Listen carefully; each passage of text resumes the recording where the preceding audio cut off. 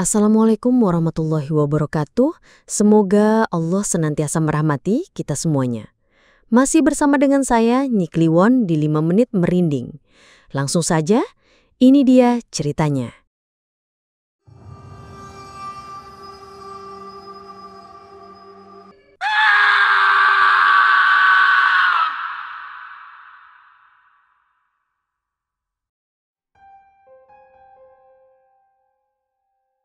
Di sebuah sudut kota yang ramai, di tengah kepulan asap arang dan aroma gurih nasi bakar, Pak Harun merajut mimpinya. Angkringan nasi kucing sederhana miliknya menjadi saksi bisu perjuangannya melawan kerasnya hidup. Namun, di balik senyum ramahnya, tersembunyi sebuah rahasia kelam, sebuah perjanjian terkutuk yang akan mengubah takdirnya selamanya. Malam itu, langit pekat tanpa bintang. Hanya rembulan pucat yang mengintip dari balik awan kelabu. Pak Harun, seorang lelaki paruh baya dengan raut wajah yang lelah, melangkahkan kakinya dengan ragu menuju sebuah pohon beringin tua di pinggir desa. Angin malam berdesir, membawa aroma kembang Kamboja dari pemakaman terdekat, membuat bulu kuduknya meremang. Di tangannya, sebuah bungkusan kain mori putih berisi kepala kambing jantan terasa berat, sama beratnya dengan hatinya yang berkecamuk. Hutang yang melilit pinggang dan angkringan yang semakin sepi pembeli mendorongnya ke jalan pintas yang terlarang. Pesugihan kandang bubrah, sebuah ritual kuno yang menjanjikan kekayaan dengan syarat yang mengerikan, menjadi satu-satunya harapan yang tersisa. Sesampainya di bawah pohon beringin, suasana terasa semakin mencekam. Sosok Mbah Kerto, seorang dukun tua dengan mata yang tajam dan senyum yang misterius, telah menunggunya. Asap kemenyan mengepul dari sebuah anglo kecil di hadapannya, menebarkan aroma mistis yang memabukkan. "Kau sudah yakin, Harun?" Suara Mbah Kerto serak dan berat, seolah berasal dari kedalaman bumi. Pak Harun menelan ludah. Keraguan sempat melintas di benaknya. Namun, bayangan wajah istri dan anaknya yang kelaparan menguatkan tekadnya. "Saya yakin, Mbah," jawabnya mantap, meletakkan bungkusan itu di hadapan Mbah Kerto. Ritual pun dimulai. Mbah Kerto membacakan mantra-mantra dalam bahasa yang tak dimengerti Pak Harun. Tiba-tiba angin bertiup kencang, menggoyangkan dahan-dahan pohon beringin dengan liar. Suara-suara aneh terdengar dari kegelapan, seolah-olah makhluk-makhluk tak kasat mata ikut menyaksikan ikrar terlarang itu. Sejak malam itu, kehidupan Pak Harun berubah drastis. Angkringannya yang semula sepi, tiba-tiba ramai dikunjungi pembeli. Nasi kucingnya yang biasa saja, kini terasa begitu nikmat di lidah setiap orang yang mencicipinya.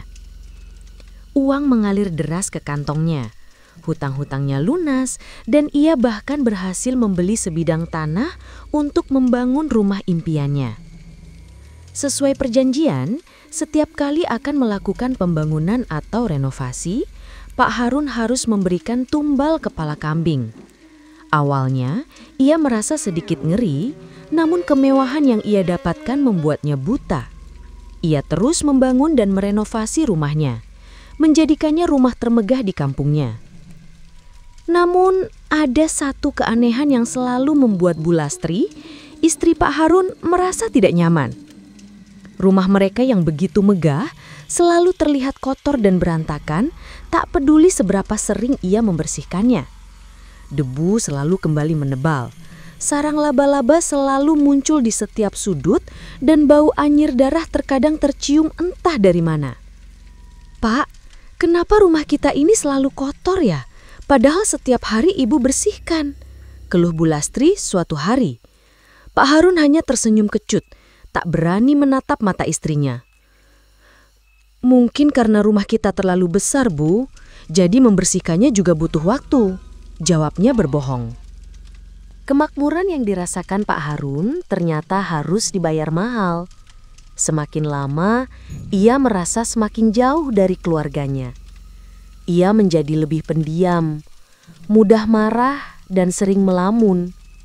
Matanya yang dulu berbinar, kini meredup, seolah menyimpan beban yang sangat berat. Pada suatu malam Jumat Kliwon, saat hujan turun dengan derasnya, Pak Harun terbangun dari tidurnya.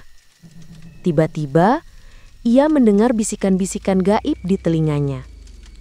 Suara itu begitu jelas, seolah-olah ada seseorang yang berbicara tepat di sampingnya. Harun, Harun, aku butuh lebih dari sekadar kepala kambing. Pak Harun terperanjat, jantungnya berdebar kencang. Ia mencoba mengabaikan suara itu, menganggapnya hanya mimpi buruk. Namun, bisikan itu terus terngiang di telinganya. Semakin lama, semakin jelas dan menakutkan. Aku ingin sesuatu yang lebih berharga, sesuatu yang kau cintai. Keringat dingin membasahi tubuh Pak Harun. Ia sadar, makhluk yang telah memberinya kekayaan itu kini menuntut bayaran yang lebih mahal. Sejak malam itu, teror di rumah Pak Harun semakin menjadi-jadi. Bu Lastri dan kedua anaknya, Bima dan Ratih, sering mengalami kejadian-kejadian aneh. Mereka sering melihat bayangan hitam melintas di sudut mata, mendengar suara tangisan di tengah malam, dan merasakan hawa dingin yang menusuk tulang. Suatu malam, saat sedang belajar di kamarnya, Ratih tiba-tiba menjerit histeris. Ia melihat sesosok makhluk mengerikan dengan mata merah menyala dan taring yang tajam sedang menatapnya dari jendela. Pak Harun dan Bu Lastri yang mendengar jeritan itu segera berlari ke kamar Ratih, namun mereka tidak menemukan apa-apa. Kejadian serupa juga dialami oleh Bima. Ia sering bermimpi buruk tentang ayahnya yang sedang menyembelih seseorang di bawah pohon beringin tua. Mimpi itu begitu nyata, hingga Bima sering terbangun dengan tubuh gemetar dan napas yang terengah-engah. Bu Lastri yang semakin curiga dengan perubahan sikap suaminya dan rentetan kejadian aneh di rumah mereka, akhirnya memberanikan diri untuk bertanya.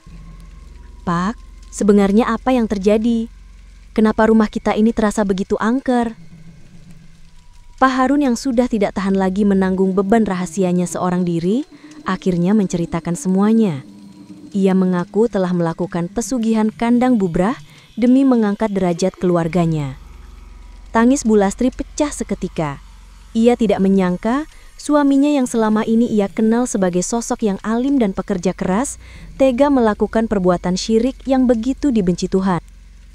Malam itu, bisikan gaib itu kembali datang, lebih kuat dan lebih memaksa dari sebelumnya. Harun, waktumu hampir habis. Berikan aku salah satu dari mereka, anakmu atau istrimu. Pak Harun merasa dunianya runtuh. Ia dihadapkan pada pilihan yang paling mengerikan dalam hidupnya. Haruskah ia mengorbankan orang yang ia cintai demi mempertahankan kekayaannya? Ataukah ia harus melepaskan semua kemewahan yang telah ia raih dan kembali ke kehidupannya yang dulu? Di tengah keputusasaannya, Pak Harun teringat akan ajaran agamanya. Ia sadar tidak ada kekayaan di dunia ini yang sebanding dengan kebahagiaan dan keselamatan keluarganya. Dengan tekad yang bulat, ia memutuskan untuk melawan. Malam itu juga, ia mengajak istri dan anak-anaknya untuk pergi meninggalkan rumah megah itu. Mereka membawa serta barang-barang seadanya dan pergi ke sebuah desa terpencil untuk memulai hidup baru. Di tengah perjalanan, Pak Harun sempat menoleh ke belakang, menatap rumah megahnya yang kini terlihat begitu angker dan menyeramkan. Tiba-tiba, ia melihat sesosok bayangan hitam besar sedang berdiri di depan rumah itu, menatapnya dengan mata merah yang menyala-nyala. Pak Harun tahu, ia telah membuat pilihan yang tepat. Meskipun harus hidup sederhana, ia bersyukur masih bisa bersama dengan keluarganya. Ia sadar, kebahagiaan sejati bukanlah terletak pada harta dan tahta, melainkan pada kebersamaan dan kasih sayang keluarga. Dan yang terpenting, ia telah berhasil melepaskan diri dari jeratan pesugihan terkutuk yang hampir merenggut segalanya. Bersama saya, Nyi Kliwon. Sampai jumpa di episode Mencekam selanjutnya. Jangan lupa subscribe, like, and share. Terima kasih. Wassalamualaikum warahmatullahi wabarakatuh.